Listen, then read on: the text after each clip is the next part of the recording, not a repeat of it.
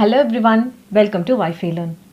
Last video we have seen about source transformation, and in this video we can see some source transformation problems. See the first problem. Using the source transformation technique, simplify the network system. It is a very simple network and this network can be simplified very easily. Here the network contains the voltage source in series with the resistance. There are in this network there are so many voltage source in series with the resistance. So the first step is to convert this voltage source network into a current source network. The first step is to convert this voltage source to a current source. So to convert, each branch of voltage and resistance are converted into a current source. See here 6 volt is in series with a 2 ohms resistor. To convert that we need the current. Current can be found by voltage by resistance according to Ohm's law, right? I is equal to V by R. Apply this technique in each branches, we will get the current, and in current source the resistance must be connected in parallel. So 6 by 2 is 3 ampere current in parallel with 2 ohms. And here the current value would be 3 ampere in parallel with 1 ohm. And similarly here 4 ampere will be current flowing in parallel with 2 ohms. And here 6 ampere current will be flowing in 1 ohm. The directions of the current will be represented according to the positive terminal. If there is a positive terminal of the battery, that denotes the head end of the current source, right? So this 4 amps will be incoming and 6 amps is also incoming. And here 3 ampere current is flowing in the left side direction and 3 ampere current is also flowing in left side direction, since both the voltage source has a positive terminal in left side. So the current will be flowing in right to left. Okay. This 3 ampere and 3 ampere are going to add here, right? This 3 ampere and 3 ampere are going to add here. So 3 ampere plus 3 ampere will be totally 6 ampere. 6 ampere current will be flowing through this node of point. So this circuit can be further reduced into 6 ampere of current. 6 ampere of current which is flowing in this node, where 2 ampere and 1 ampere are connected in parallel. Similarly here this 4 ampere and 6 ampere are going to add here, right? This 4 ampere and 6 ampere are going to add here. So 4 plus 6 is 10 ampere current will be going to add in this node. All are connected to a common node, so 10 ampere current will be flowing here and 6 ampere current will be flowing here, which is in parallel with 2 ohms and 1 ohms. If parallel resistance are connected in a circuit, the equivalent resistance are formed by product of the resistance divided by summing up of the resistance. So 2 into 1 divided by 2 plus 1 will get 2 divided by 3, right? 2 into 1 divided by 2 plus 1, your equivalent resistance will be 2 by 3, that is nothing but 0.666. Similarly, here also 2 and 1 ohms are connected in parallel, we will get value of 0.66. Now, here 10 ampere current is incoming here and 6 ampere current is incoming here, right? The currents are incoming. Now, again, this current source are converted into voltage source for calculation purposes.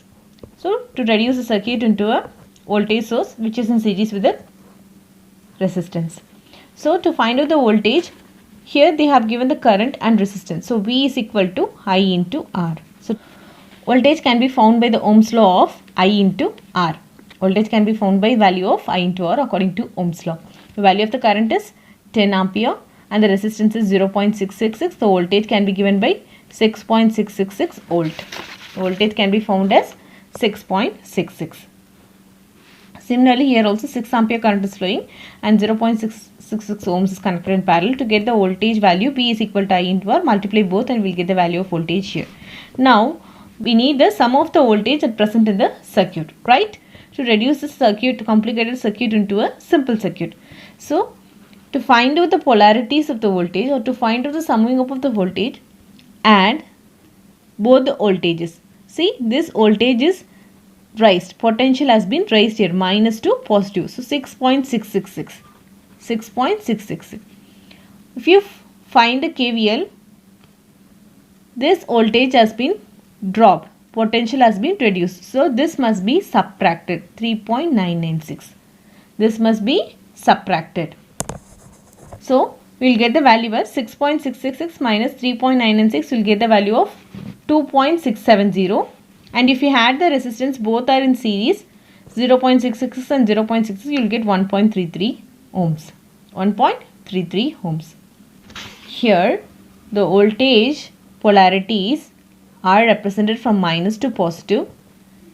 If you want to add this voltage must be kept in minus to positive, but here the voltage source is reversed. So the voltage sources must be subtracted. 6.66 minus 3.996 will get the value of you'll get the value as 2.670. Okay, both the resistance are connected in series, you'll get the value of the resistance as 1.33 ohms. This is a simplified circuit of the network. Say in this problem, obtain the single voltage source between the terminals A and B. It is very easy. See here, from A to B, apply KVL or see whether the potential has been raised or potential has been reduced. Here the voltage source has been raised, minus to positive, so positive 100. Here is also the potential has been raised, minus to positive, so positive 50. But here the potential is reduced, positive to negative, right? The potential has been reduced, so minus 60. You will get the total voltage as 90 volt. The total voltage of the network is 90 volt. Okay, check out whether the potential has been raised or dropped. So the total voltage is 90. All the resistance are connected in series. You will get the total resistance as 1 plus 0.5 plus 0.8. You will get the R equivalent as 2.3 ohms. So the reduced circuit would look like the voltage source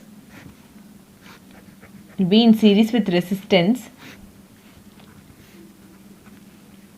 2.3 ohms and the total voltage is 90 volt. It is a reduced circuit. I hope you understood the concept of source transformation problems. It's very easy. This is one of the shortcut which is used in complicated network problems like mesh analysis, nodal analysis and all types of theorems. Superposition theorem, Thevenin theorem, Norton theorems, and many problems requires the source transformation technique as a part. Okay. If you all like the video, you all know the drill. Like, share and subscribe to Wi-Fi Learn. Thanks for watching the video.